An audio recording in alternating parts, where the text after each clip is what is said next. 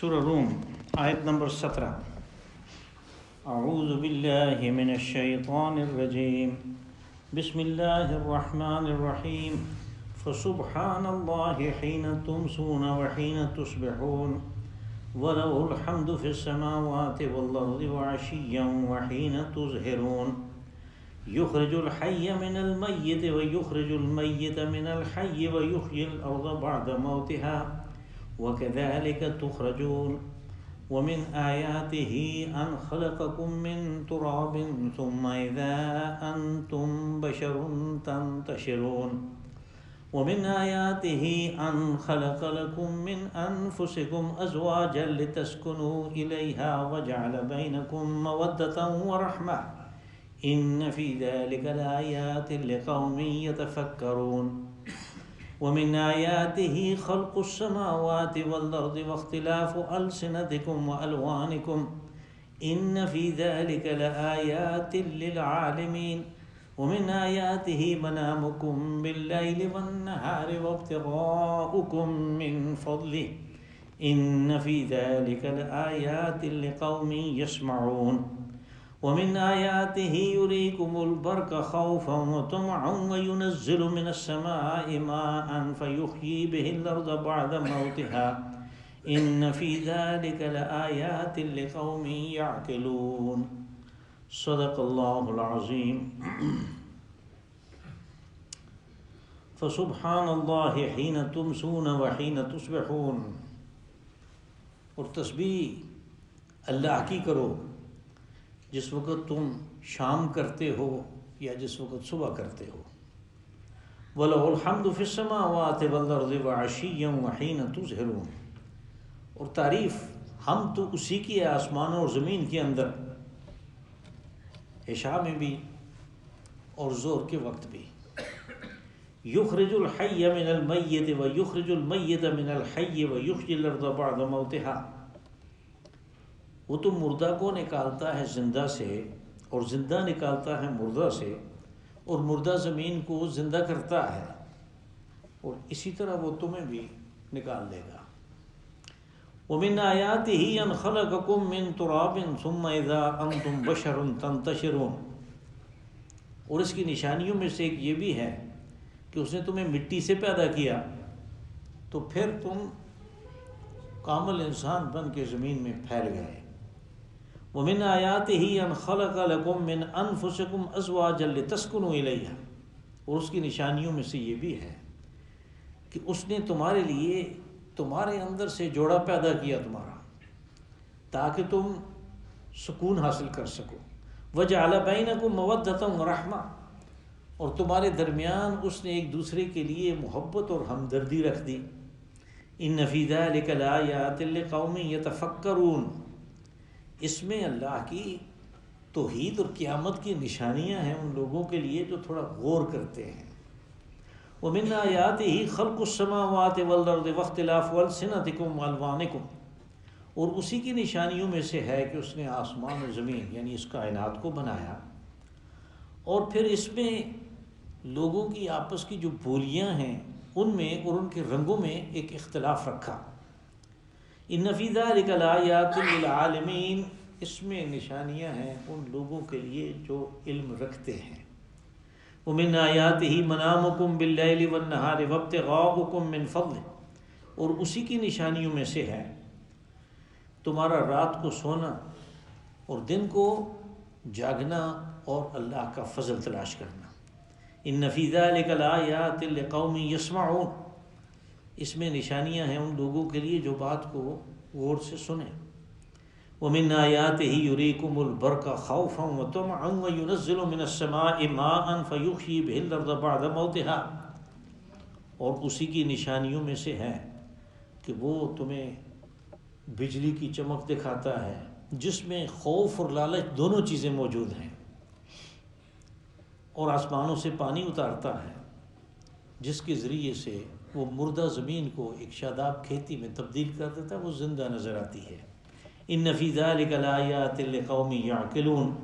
جو لوگ عقل سے کام لینا چاہیں اس میں ان کے لیے بڑی نشانیاں ہیں. اس سے پہلے جو جزا و سزا کا قانون بیان ہوا اور جس کے بارے میں بار بار یہ کہا گیا کہ یہ اللہ کا وعدہ ہے، یہ پورا ہو کے رہے گا، وہ اصل میں جو اللہ کا وعدہ ہے وہ جزا و سزا کے اس قانون کو بیان کرتا ہے. یعنی جس نے اچھا کام کیا اس کا اچھا مستقبل ہے، وہ اس سے کہیں زیادہ اللہ کا فضل پائے گا، اور جس نے برا کام کیا اس کے وہ برے نتائج اور برے عواقب سے وہ دوچار ہوگا. اب یہ بات کہی کہ اس قانون کو سامنے رکھتے ہوئے تو پھر یہ لازمی تقاضا ہے کہ اللہ تسبیح کرے، کہ بندہ تسبیح کرے صرف اللہ کی. فسبحان اللہ حین تمسون وحین تصبحون. مسا کہتے ہیں جو اچھی طرح دوپہر ڈھل جائے تو اس کے بعد شروع ہونے والا وقت مغرب سے تھوڑی بات تک کا، یعنی جس میں ہم نماز کھڑی کرتے ہیں یا تھوڑا نماز ہم جس میں ختم کر لیتے ہیں، اس تک کا، اس کو مسا کہتے ہیں. اور یہ ہمارے ہاں تو یہ علادہ سے لفظ استعمال نہیں ہوتا، لیکن باقی دنیا کی بہت ساری زبانوں میں یہ لفظ استعمال ہوتا ہے. یعنی جب لوگ گڈ مارننگ کہتے ہیں اور گڈ ایوننگ کہتے ہیں تو ایوننگ سے یہی سارے اوقات مراد ہیں. اور جب ایک دفعہ فرانس والوں نے کہہ دیا صبح کے بارے میں جو وہ سلام کرتے ہیں بنجور، تو پھر اس کے بعد وہ مسا والا ہی لفظ جو ہے وہ استعمال کرتے ہیں. عرب بھی صبح الخیر کہتے ہیں اور مساء الخیر. تو یہ دوپہر ڈھلنے کے، اچھی طرح ڈھل جانے کے بعد سے لے کر غروب کے تھوڑی دیر بعد تک یہ مساء ہے. تو کہا کہ تسبیح تو اللہ کی ہے، یعنی تقاضا جو ہے اس کے قانون ایجاز و مجازات کا کہ تسبیح صرف اس کی جائے. اور تسبیح کے مفہوم میں نے بارہا واضح کیا کہ اللہ کو ان تمام صفات سے بری قرار دینا جن سے کسی کمزوری کی نشاندہی ہوتی ہو، کہ اس کے اندر کوئی عیب نہیں ہے، اس کے اندر کوئی کمزوری نہیں ہے، اس کے اندر کوئی ضعف نہیں ہے. ایسی تمام صفات سے اس کو برتر و اعلیٰ قرار دینا یہ تسبیح ہے. اور جو صفات اس کی ہیں اس کے اندر ہیں، جیسے وہ ازل سے ہے، وہ ابد تک ہے، وہ ظاہر ہے، وہ باطن ہے، اور اس طرح کی اور صفات جو قرآن پاک میں آئیں اس کو اس کے مطابق اس کو قرار دینا یہ حمد ہے. تو پہلی آیت میں تسبیح کی بات ہوئی کہ تم صبح و شام اس کی تسبیح بیان کرو. یہ تقاضا ہے اس قانون مجازات کا کہ جس کے تحت آدمی اللہ کی گرفت میں آتا ہے یا اس سے انعام پاتا ہے، کہ وہ صرف اس کی تسبیح بیان کرے. اس لیے کہ دوسرے جب کوئی اجر دینا چاہیں یا سزا دینا چاہیں تو ان کے اجر دینے میں اور سزا دینے میں انصاف نہیں ہو سکتا، اس طرح کا مکمل انصاف نہیں ہوتا. لیکن جب اللہ دینا چاہے تو پھر اس کے انصاف کا، عدل کا بھی ظہور ہوتا ہے اور اس کی رحمت کا بھی ظہور ہوتا ہے. اس لیے کہ وہ بہت زیادہ دیتا ہے، تھوڑے پہ زیادہ دیتا ہے. بس اس چیز کا تقاضا ہے کہ اس کی تسبیح کی جائے ہر وقت، صبح و شام. ہم بھی استعمال کرتے ہیں صبح و شام، اس سے مراد 24 گھنٹے، یعنی ہر وقت اس کی تسبیح کی جائے. وَلَهُ الْحَمْدُ فِي السَّمَاوَاتِ وَالْأَرْضِ عَشِيًّا وَحِينَ تُظْهِرُونَ. اسی کی تعریف اصل میں ہو رہی ہے ساری کائنات میں. اب یہ کس لیے کہا؟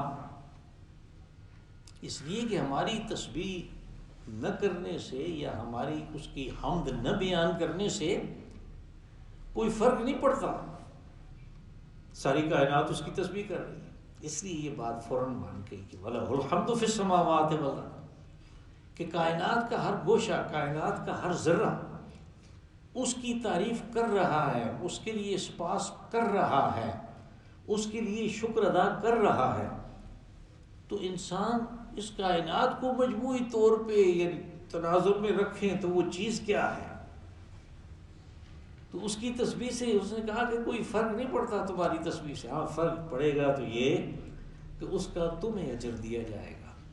اللہ کی خدائی میں، اس کی حمد میں، اس کی شان میں کوئی اضافہ نہیں ہوتا. اس کی تو یہ تسبیح یہ سب ہر چیز کر رہی ہے.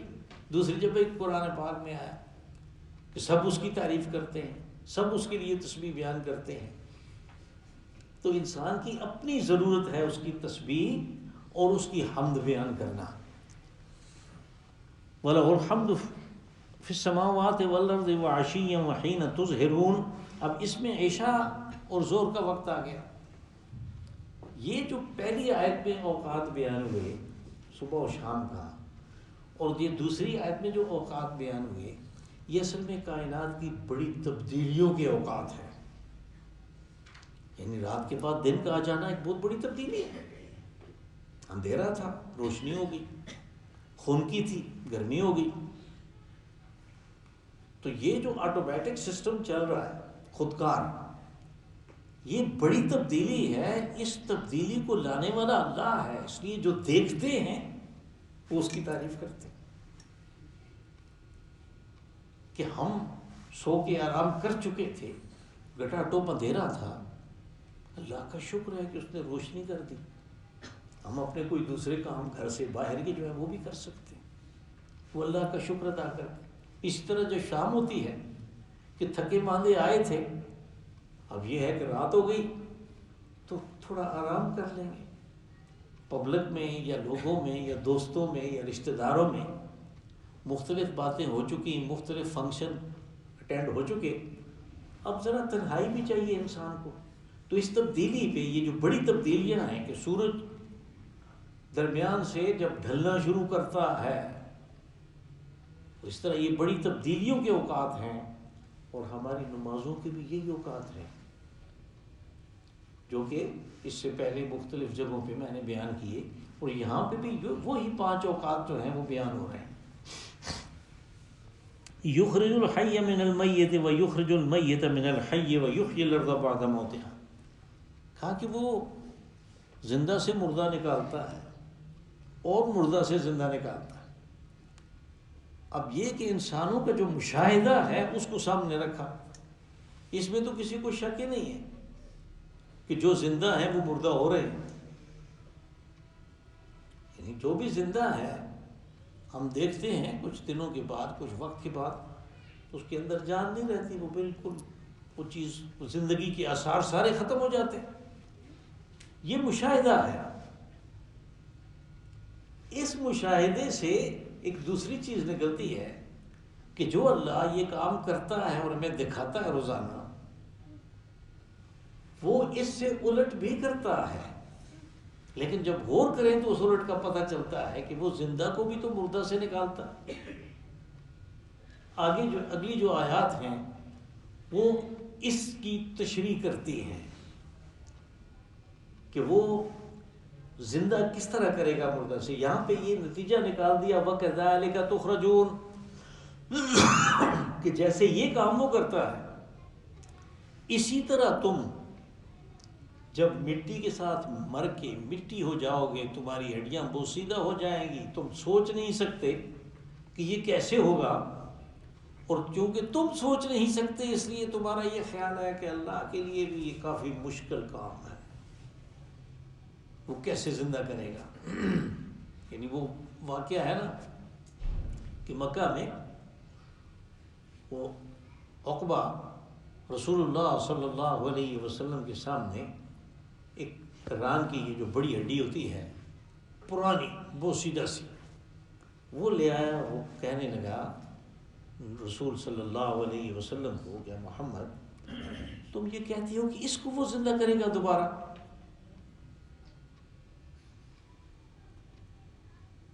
اس کو زندہ کرے گا؟ یعنی ان لوگوں کو شک تھا اس چیز میں. تو اس کے لیے پھر آیات اتری وَضَرَبَ لَنَا مَثَلًا وَنَسِيَ خَلْقًا، کہ پھپتیاں کستا ہے کہ تو اس کو زندہ کرے گا، اور اپنی تخلیق کو بھول گیا کہ وہ کہاں سے آیا زندہ ہو کے.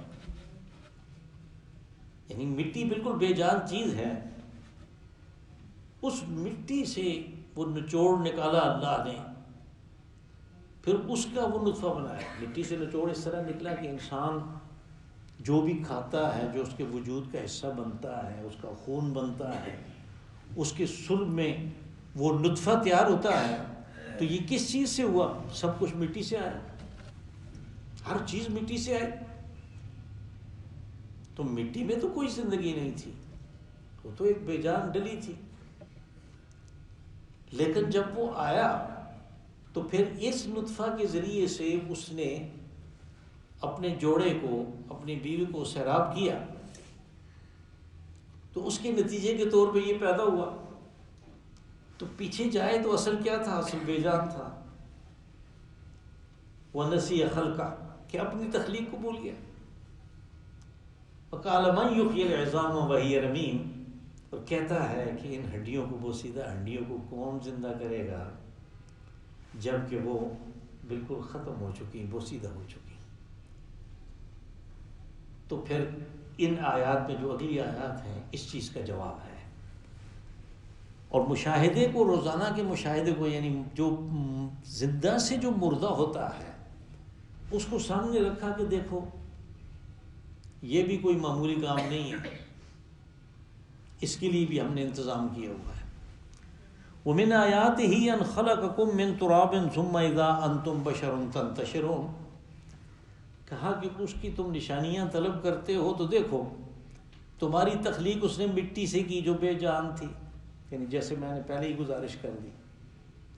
اور پھر تم اذا انتم بشر تنتشرون، اس میں جو لفظ اذا ہے وہ یعنی قاری کو، پڑھنے والے کو، سننے والے کو زیادہ متوجہ کرنے کے لیے ہے کہ یہ کیوں آ گیا. اذا تو اصل میں استعمال ہوتا ہے، ہم جو استعمال کرتے ہیں جب میں یہاں سے اٹھوں گا تو میں کھانا کھاؤں گا. اس سے یاد آیا کہ درس کے بعد کھانا بھی ہے، تو وہ مہربانی کر کے کھا کے جانا گھر کو، کہ جب میں یہاں سے اٹھوں گا تو کھانا کھاؤں گا. یہ جو جب ہے یہ تو ہم ماضی کے لیے بھی استعمال کرتے ہیں، لیکن عربی میں مختلف ہیں. اس میں اذا مستقبل کے لیے استعمال ہوتا ہے. اذا زلزلت الارض زلزالها، جب ہم زمین کو جھنجھوڑ دیں گے، ایسے جھنجھوڑنا جیسے جھنجھوڑنے کا حق ہے، مستقبل کے لیے. تو یہاں اس اذا کو استعمال کیا متوجہ کرنے کے لیے کہ یہ کیا ہو گیا.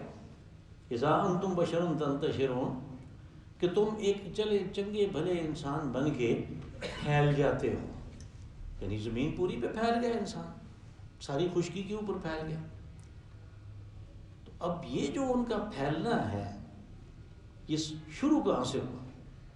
ایک انسان سے جس کی تخلیق مٹی سے ہوئی، وہاں سے اس کی یہ نسل چلی. ہاں کہ یہ تمہیں دیکھنا چاہیے کہ یہ کیا ہو رہا ہے. جس اللہ نے یہ سب کچھ کیا وہ اور کیا کر سکتا ہے. اور دوسری جگہوں پہ یہ کہا کہ ہم نے انسان کو بنایا مٹی سے. یہ جب بن گیا تو ہمارے مخالف یعنی بالکل سامنے آ کے مقابلے کے لیے کھڑا ہو گیا. وَمِنْ آيَاتِهِ أَنْ خَلَقَ لَكُم مِّنْ أَنفُسِكُمْ أَزْوَاجًا لِتَسْكُنُوا إِلَيْهَا وَجَعَلَ بَيْنَكُم مَّوَدَّةً وَرَحْمَةً. اس کی نشانیوں میں سے، آیات میں سے ایک یہ بھی ہے کہ اس نے تمہارے اندر جوڑے کا ایک مطالبہ رکھا. یعنی انسان کے اندر یہ جو جنس کا جو پہلو ہے، جو سیکس ہے، یہ بھی تو اللہ نے رکھا. کہ اس نے رکھا تو اس نے انتظام کیا تمہارے ہی ساتھ میں سے، تمہارے ہی وجود میں سے، تمہارے ہی ساتھ اس نے تمہارے لیے جوڑا بنایا. اور پھر یہ کہ چونکہ اس کا مقصد تکمیل جو ہے وہ چونکہ اس کے ذریعے سے ہوتی ہے، غائب جو ہے انسانوں کی پیدا کرنے کی اس کے ذریعے سے ہوتی ہے، اس لیے ان کے درمیان محبت اور ہمدردی کا جذبہ رکھا ایک دوسرے کے لیے، تاکہ وہ اللہ کا وہ جو مقصد ہے، جو غایت ہے، جو حکمت ہے کہ اس دنیا میں یہ انسان پیدا ہونے ہیں، اس کو بھی پورا کرتے رہیں اور یہ پورا اس طرح کرتے رہیں کہ اس کو وہ اپنے لیے کوئی بوجھ نہ سمجھیں. ان کے لیے کوئی بوجھ نہیں ہے. جو مطالبہ اندر رکھا تھا اس کے لیے اللہ نے انتظام کر دیا. یہاں سے ایک چیز اور بھی ہمیں معلوم ہوتی ہے کہ جوڑے کے بغیر کسی چیز کی تکمیل نہیں. سورۃ الذاریات میں کہا کہ وَمِن كُلِّ شَيْءٍ خَلَقْنَا زَوْجَيْنِ لَعَلَّكُمْ تَذَكَّرُونَ. ہر چیز ہم نے جوڑے جوڑا بنائی ہے اور یہ تمہاری نصیحت کے لیے.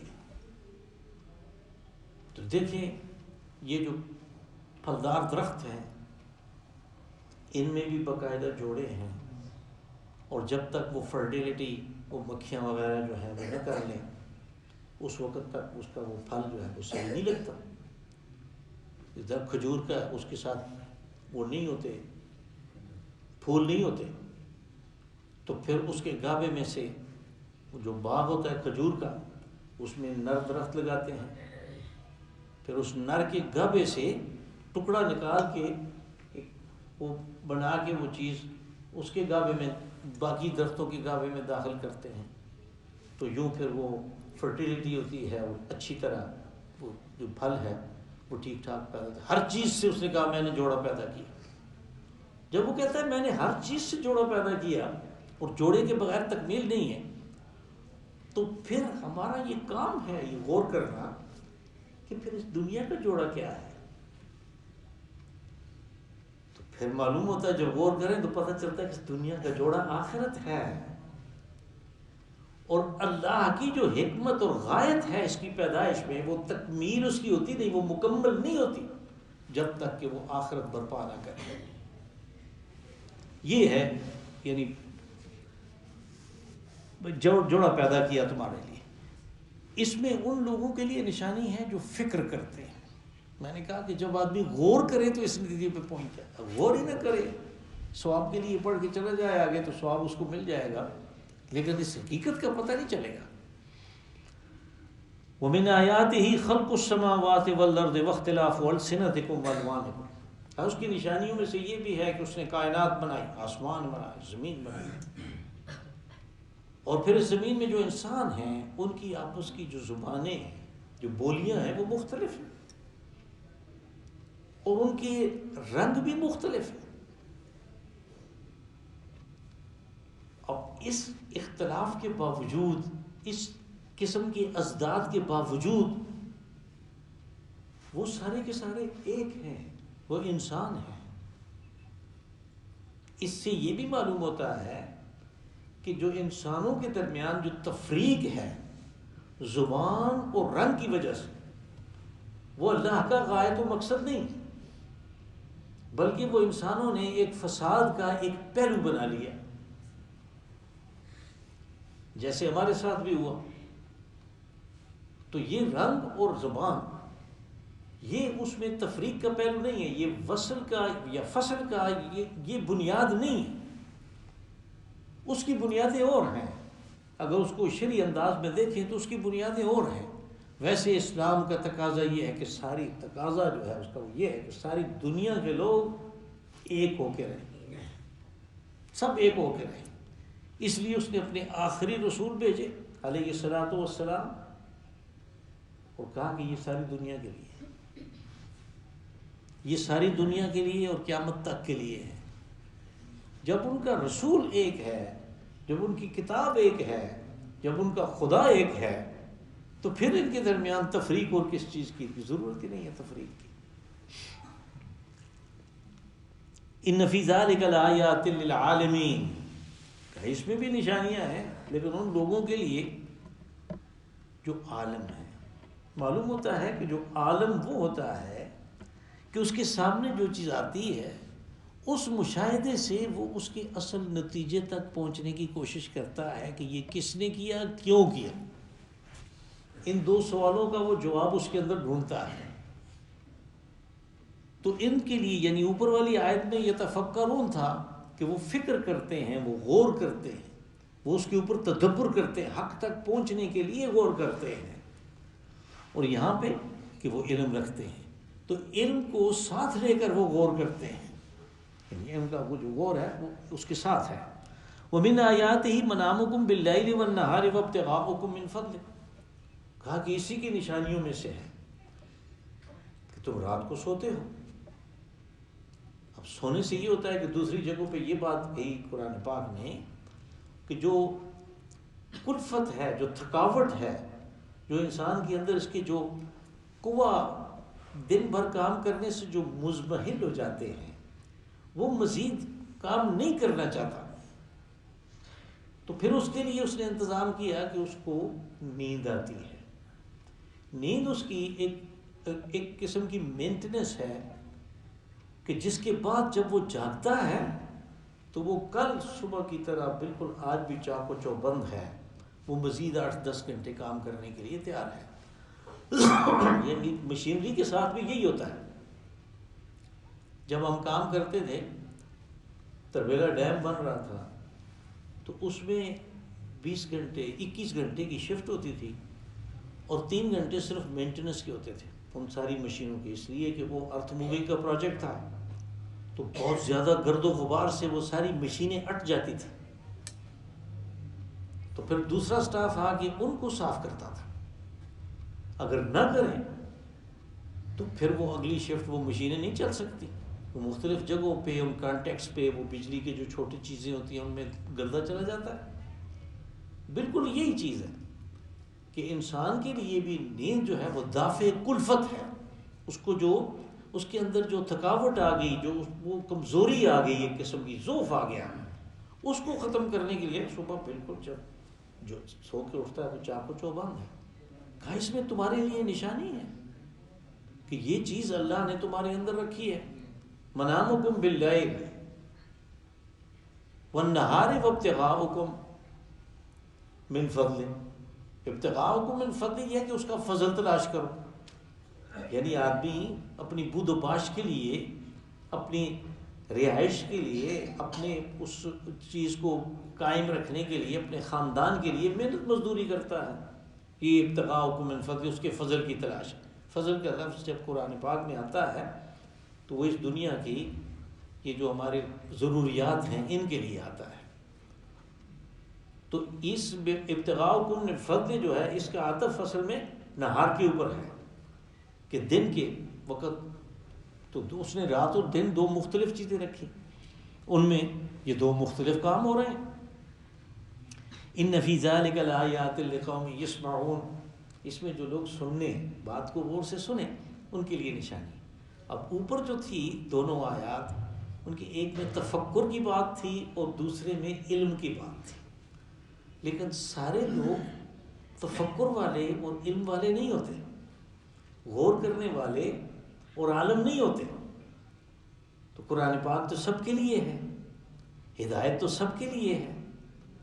تو کہا کہ پھر اس کے بعد وہ لوگ جو صرف بات کو غور سے سنیں وہ بھی اس نتیجے پہ پہنچ جاتے ہیں.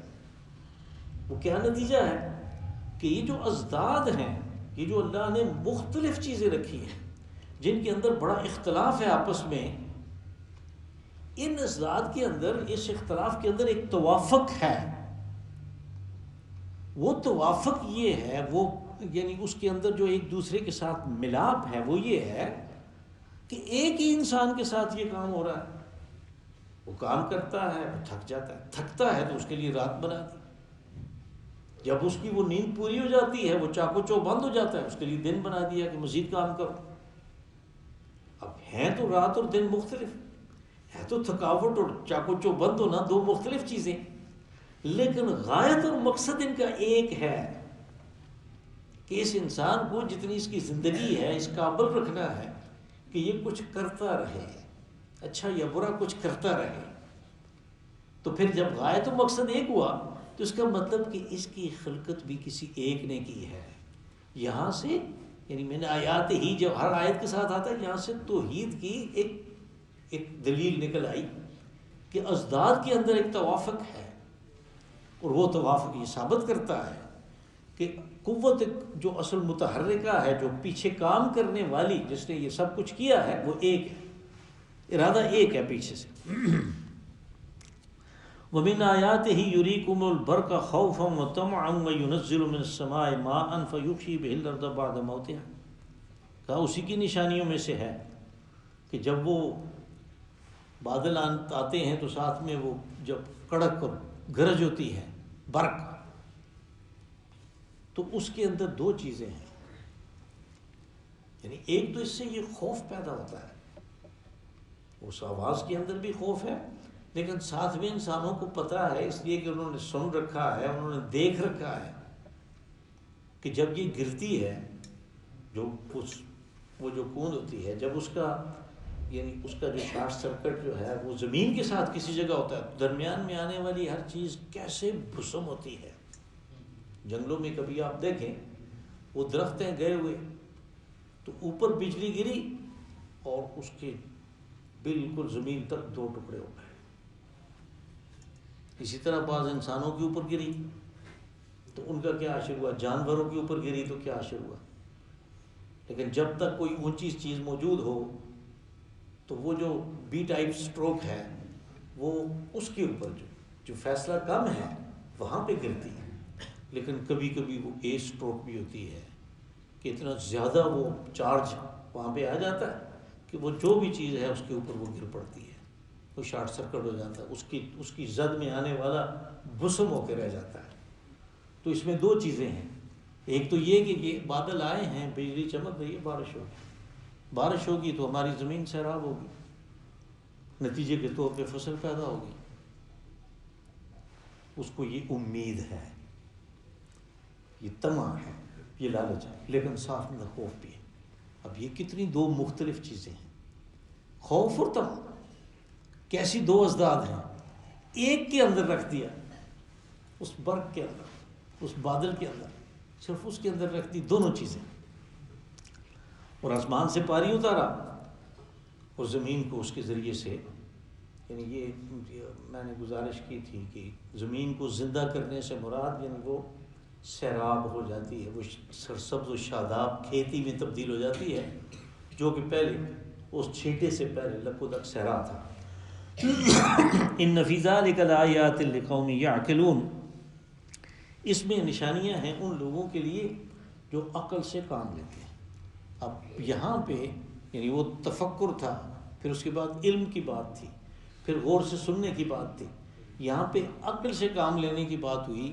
یہ ساری چیزیں جو ہیں بالترتیب اللہ نے انسان کے اندر رکھی ہیں کہ وہ غور و فکر بھی کر سکتا ہے، وہ علم بھی حاصل کر سکتا ہے، وہ بات کو غور سے سن کے کسی نتیجے پہ بھی پہنچ سکتا ہے، وہ اپنی عقل کو بھی استعمال کر سکتا ہے۔ اس میں اس بات کی طرف اشارہ ہے کہ اللہ نے صفات انسان کو دی ہیں استعمال کے لیے، اور صحیح استعمال کے لیے۔ تو جب صحیح استعمال کرے گا تو وہ توحید پہ بھی پہنچ جائے گا، وہ بعث بعد الموت پہ بھی خود بخود پہنچ جائے گا۔ اللہم صلی وسلم وبارک وانعم علی عبدک ورسولک ونبیک محمد صاحب المقام المحمود والحوض المورود